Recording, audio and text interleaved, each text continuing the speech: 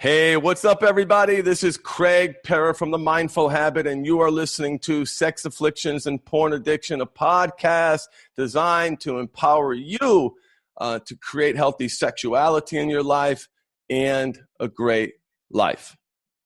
Guys, ladies, friends, colleagues, countrymen, I am so excited to have this guest on my podcast. Her name is Sandy, and I'm brief introduction because she's going to do the talking for herself, but she is an incredible woman who has overcome some really challenging things in her life and is now helping people all over the world with this problem. It is truly an honor, and I hate to put people in a bucket, but she is the partner of a sex addict. She is so much more than that, but that's where she fits into this puzzle. So, Sandy, welcome to the program. Thank you, Craig, for having me. It is so important for you people who are listening to please hear this story. Please listen to Sandy because, number one, your partners out there who are listening, I hear so often, I feel like I'm alone. There's so much shame around this. What did I do? How did this happen? I have no one to talk to. And for you guys, one of the skills that we need to learn is empathy. You know, I never would have betrayed my wife like I did if I had honed that part of me, if I was empathetic and hearing other people's stories and seeing the pain that you cause, something that I hear every day. I talk to a partner every day, and I'm reminded of the pain and suffering that I put upon the most important person in my life. And I'm so blessed to, I feel like it's me restoring my, the karmic balance and helping partners move forward. And Sandy's one of those people. Sandy, bring me back. You know, where did this journey start for you? This journey of finding out about porn and sex addiction began technically, Discovery Day was July 20th of 2016. Innocently, he received a phone call from his sister, and she wanted to talk to me. So he gave me his phone. We were actually driving down the highway. Gave me his phone so I could talk to her. When I hung up his phone, just as I hung up, an email came through from Forbidden Fruit, and it said Monday again. And I knew right then and there he was having affairs. Now, Forbidden Fruit, just for those of us who aren't familiar, what is that? That was an email. I'm not going to give the rest of the email, but her email address was Forbidden Fruit. And her name was there. I will not say her name either. So this is a real person. This isn't some spam. This is infidelity. He is cheating. Right. So I asked him who she was, and he grabbed his phone out of my hand and put it on his left side. Because remember, he's driving, and we're on the highway. And I asked him again, who is she? And he said she was a supplier, and he works for a company that would not have fruit at it. It has building supplies. And I said, what kind of forbidden fruit is she supplying your company? And he didn't say anything. And therein lies, when we got to where our destination, he then said I had a confession to make. And I said, no guff. And told me that he was having 2 online affairs with women from another country. I'm in Canada, and it was from the States. And over the course of a few days, I found out that it was more than 2 women by him. He said more than 2 women, and he wasn't sure the number. And then 3 days later, I find out that he disclosed that he actually had 2 in-person affairs. He went into treatment. And for almost 6 weeks, just a few days shy of 6 weeks. But let me stop there. I want to stop you there, Sandy. Sure. What did that feel like when you finally discovered something? When I was just in shock. I was in complete trauma shock. If somebody had asked me the day before or said to me my husband was having an affair, I would tell them they were effing crazy. There was no way that my husband would be having an affair. Bear in mind, we were in marriage counseling for almost 2.5 years, right up to this point, because of intimacy issues. I mean, what a fraud, right? I mean, here you are getting counseling. Here you are moving forward. And you guys listening, right? I mean, look, you've been there before, right, guys? You've been in that place, the hiding the phone, right? The freaking out, the nervousness, the anxiety. Guys, it's time to come clean, brothers, because that's no way to live. Not only are you betraying your partner, but you're making yourself sick on the inside, carrying that stress around. And he had given up all those things that he had passion for, watching hockey. He would start watching a game and he couldn't stay off the computer. So he would leave the living room, go back to the kitchen where his laptop was. His phone was always on, always in his hand, because he was emailing and messaging these people. He had a number of online affairs. So he gave up music. He stopped playing his guitars. He just was not engaged in anything. He wasn't engaged in us. I felt completely and utterly invisible. And I kept saying while we were in counseling, what's wrong with me? What am I doing wrong? How can I change? What is it that you don't want me anymore? What is it that you don't find me attractive, that you don't desire me? And he kept saying, I don't desire anyone. And I would say, I know you do, because I see you looking at other women. I see it, and you make comments about other women. You make sex jokes. You cross the line. You flirt with other women. And when I tell you it's disrespectful to me, it doesn't matter. You said, oh, they like it. That's so that was what was coming out in our therapy. But he kept saying then he resented me for how much time I did doing my schooling, my master's. Well, I assume it's my master's. Maybe it was my undergrad earlier, a number of years earlier. So let me ask you a question there, Sandy, because that initial shock I find from partners is, like you mentioned, hey, if someone asked me the day before, I would have said you're crazy. But then a lot of the partners, once the dust of that shock settles, they realize that, wait, this should never have been a surprise. He was disengaged, disconnected, out of it. Is that your story as well? Absolutely. And then it all made sense. It actually all made sense. And in that, as odd as this sounds, there was some relief. There was some relief. Yeah, I hear that often. That, you know what? I didn't do anything. I couldn't control him. I couldn't control his actions. I can't control his behavior. We had, even through marriage counseling, because the computer was an issue, that by 7 o'clock at night, no phones, no laptops. It would last one night, and then he would be back on. He couldn't stay away. He couldn't stay away. And then it would be, well, I'll have to return emails for work. But it wasn't. He wouldn't show. Every time he always, the way his laptop was, you couldn't walk by and see what was on his screen.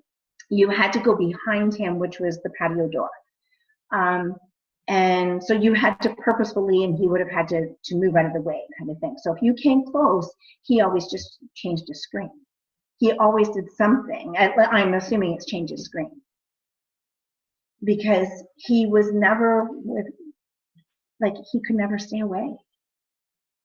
And I found emails eventually that, because he had a secret email account himself, and plus an old email account that he was using that I didn't have passwords for.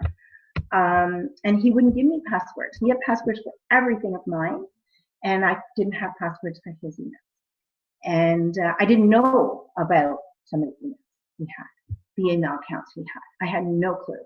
And I never would have thought he would have had those. How lonely were you when all of this was going on? Devastating and lonely. Some of my most lonely times was when he was sitting right beside me, but his phone was in his hand. Wow. Very lonely. Wow. Wow. I can't describe the feeling. I was starting to change in the closet or in the bathroom because I couldn't stand if I changed in front of him, got dressed or undressed, ready for bed when he was in the room, because he would always look around me or he would never look at me. And the pain of that was so incredibly great, that what is so wrong with me that he can't look at me as his wife, as his partner, as his lover. And it was because I did nothing for him. Wow. I did nothing for him in that. So there came a time, Sandy, where enough was enough. And how long were the two of you together? 34 years. 34 years, a lifetime. Mm-hmm. I was 20 years old when you guys first met. Mm-hmm. Well, we first met when I was 17, but when we first got together, I was 20 years old. Wow. There came a time when something had to change, when you knew this you couldn't continue moving in this direction any further for your own well-being, your own sanity. Describe for me that moment. Or was it a moment? Was it an accumulate? Tell me about it. Well, as because of my profession, tell us what that is. Okay, I'm a registered psychotherapist and I'm a trauma specialist. Yes. And by the way, it doesn't matter how much education you have. It doesn't matter how much training you have. It doesn't matter how much you can help other people. When you are going through a traumatic event, a traumatic situation, all of that goes out the window and you need just as much support as anyone else. So true. And so, because I've had friends say, well, good thing you do what you do because you know what to do for yourself. I didn't. I was on autopilot. And at the time, our house of 27 years, we had sold it. We were in the middle of building another house. So I ended up, thankfully with my son, packing up that house. There was so much to do. So I was literally on autopilot. I ended up having to take a month off work because I couldn't focus on my clients. I was just in trauma. And anyway, I ended up having to go to the hospital and get sleeping pills because I was not sleeping. You're a mess. I was a mess. I wasn't eating. During that first month, I lost about 20 pounds. After he got out of treatment, I gained some of that back. But in all of this, I have lost about 40 pounds now because of, I just can't, I have a hard time with eating. I make myself eat. I try to make myself eat healthy. So that's probably another reason I'm losing some weight as well. I'm eating much healthier when I do eat, but I know I have to really focus. I am back to work and I have been back to work, and I thank goodness so God for my clients, because in helping them, I help myself. But when I realized that, I got a therapist. I went back to the therapist who was our marriage counselor because she's a trauma specialist as well. I tried to do a CSAT, which is a certified sex addiction therapist. I did not have a connection with that person, and I did not like the philosophy of that program. It didn't meet my needs and didn't meet my philosophies. And so I went back and I just saw sometimes 3 times a week my therapist. And while he was in treatment, and to try to get, and then continue, that's ongoing. Seeing my therapist is ongoing. Self-care is the most important piece when someone is in that place. How did you honor your self-care, Sandy? What did you do to make sure that you talked about forcing yourself to eat? What else did you do to make sure that you were honoring your mind, body, and spirit to the prioritizing you over everything else, which is the opposite of what you've been doing all your life? Well, one of the things, again, given I research and I found the mindful habit, and the manual from your wife, Michelle, was my lifeline. Wow. I didn't feel alone, and I felt she's reading my mind. Like they're reading my mind. Everything that I was thinking and feeling was right in that manual. And so I felt a connection. And you know, I was so happy when the partner empowerment page on Facebook came up, because it was, oh my goodness, I have this connection with these other people, and so that's part of my self-care, and I went on that page every single day. That's part of self-care. The other is that I made myself go for walks. So hold on, I want to break this down so people paying attention don't lose this. So partners, we have a partner empowerment group. It's free. You can go to the website, themindfulhabit.com, and sign up to connect with other partners who are going through what you're going through. It's a secret group.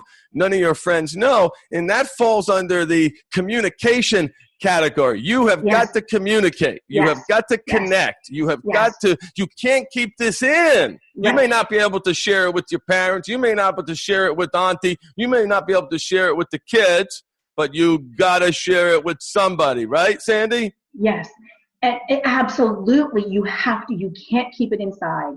And that was my, and just so everybody knows, it's not about bashing your partner. It's not about taking down your partner and saying what a effing, person that person is.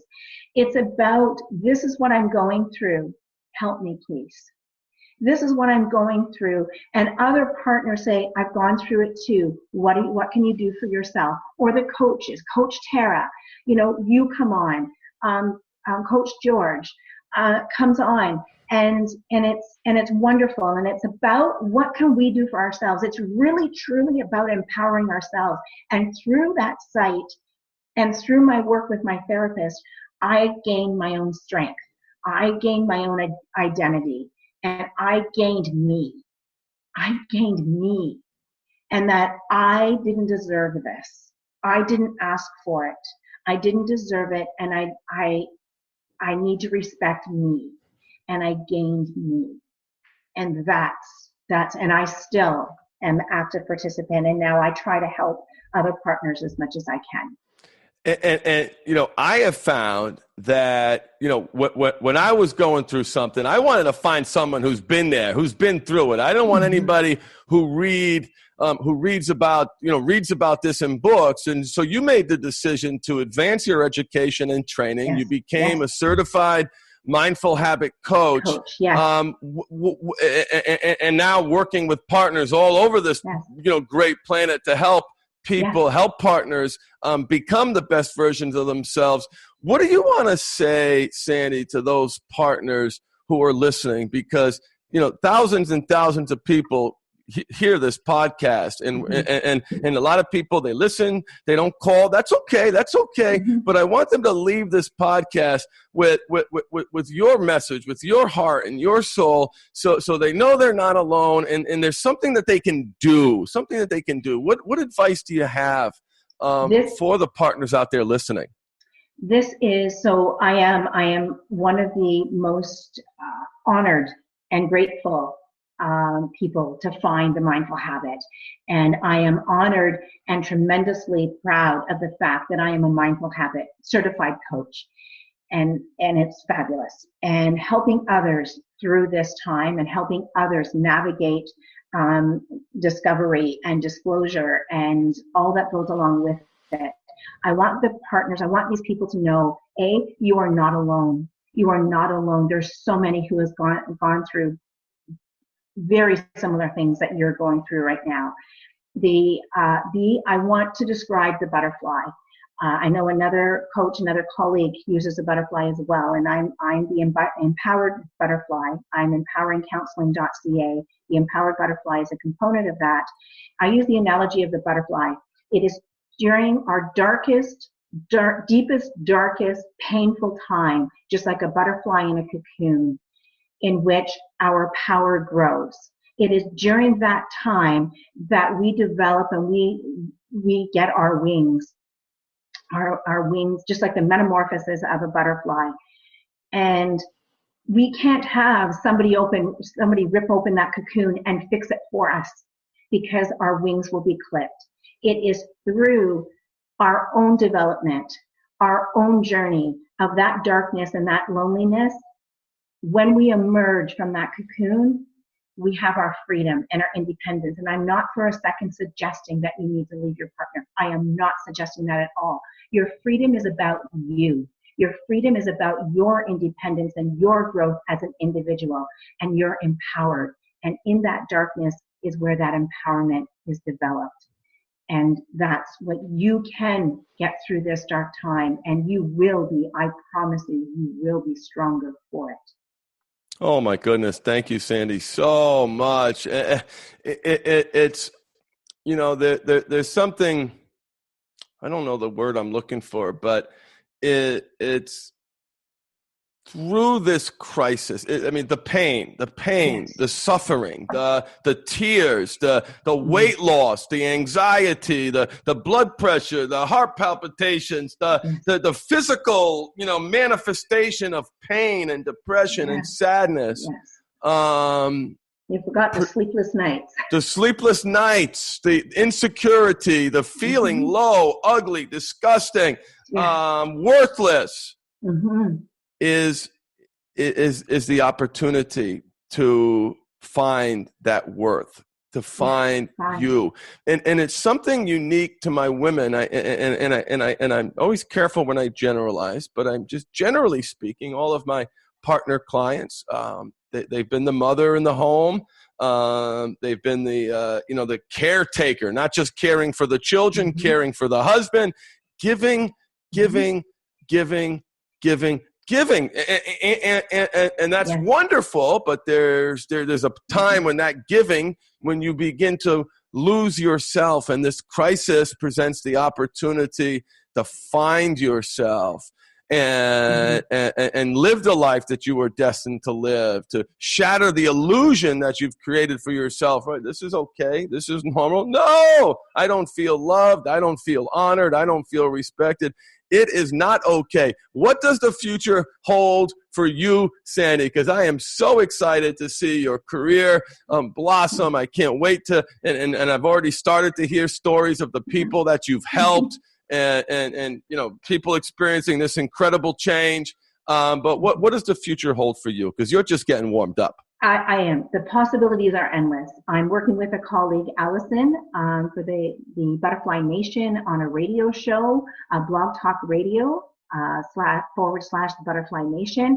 So every Sunday we're doing, we'll do a process talk and ask for call-ins on that regarding our next show is about Discovery Day, what that's like, but it's going to be about empowerment.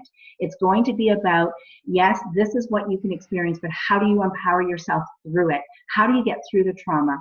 We're going to talk about the 13 dimensions of sex addiction-induced trauma by Minwala.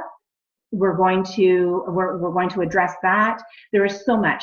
I am starting a blog and podcast for the Empowered Butterfly, giving talks about the trauma-based. Since I'm a trauma specialist, I do trauma-based, how this affects us in a traumatic way and what that does to our whole physical system, our brain and everything, but how we can get through that. And it's going to be all about empowerment. That's why I'm empowering counseling. That's why it's the Empowered Butterfly. It's about your worth. It's about growth. So for me, this is all the silver lining. The other thing I hope to do in the future is I want to give talks in high school to both male and female students about the possibility of porn addiction, because this affliction, sex affliction, usually starts in adolescence. That is the age in which to warn people that how easy it is to become addicted, because of we've got tablets and phones and like just at our fingertips all the time. So those are things that I've got going in the fire. I'm going to grow. For me personally, I have plans for traveling in the future. I've got my vision board started. I'm working on me, and I'm going to continue, and I'm going to be a better therapist because of this. I'm going to be a better woman because of this, and I'm going to have my bar set high moving forward for any potential partner, because I'm not right now, no, but I know in the future, I don't want to be alone. I want to be with someone, but my bar is high. My bar is high for a potential partner, and what my expectations will be. And they're not unreasonable expectations. They're all about respect, truth, honesty, loyalty, empathy, and compassion. That's beautiful. That is so, it's as you're talking, Sandy, I noticed that you kept saying this word. It's about empowerment. It's about empowerment, saying that almost to distinguish it from other programs or other, and this is where my mind goes, other programs. And we have to keep saying this because there is a reality out there where the partner's help that they receive just drives almost an addiction to their husband's addiction. Everything is through that lens. And what I've learned and what you've learned is how toxic that lens is, how toxic traditional is for a lot of people who are trying to get help. And listen, these people have the best intentions, but they're not focusing where they need to focus, and that is this empowerment. Why you keep saying that word? Why is that so important to you? Because, if I may, I went to one of those other programs as the partner, and what I found was that there was many other partners there or ex-partners there who had been going for years and years and years. And years and years. 15 years. 15 years. Listen, 15. I love my partners. I love my partners. I want to give them all a big hug. I want to be working with them in another capacity a year from now, not 15 years from now. Excuse me, but if you're on one of these forums and you've been on this forum for years, what you're doing ain't working. Right. So when there's stories that go around, you share your story. When people break down and cry after 10, after 2 years, after 5, after 10, after 15 years, to me, and this is as a professional, that person is still stuck. That person is still stuck. They may talk that they're empowered and they've reached their God or they found their God. And I'm not saying we can find our God. You can find your God and you can have your God help you. That please know that is not what I'm saying. What I'm saying is, some of these programs keep us stuck and powerless. And our God can't pull us out. Our God can be there to support us if you have that faith. But our God cannot pull us out. You, and only you can pull you out. That's where your empowerment is. That's where your growth is. That's where your change is. That's where you start to love yourself and care for yourself, is in that empowerment. That you have to be the person of change. Only you can change you. Just like your partner who has this affliction, only that partner can change himself or herself. Only you can change you. I feel like I should just click the end button right now. There's no reason to continue.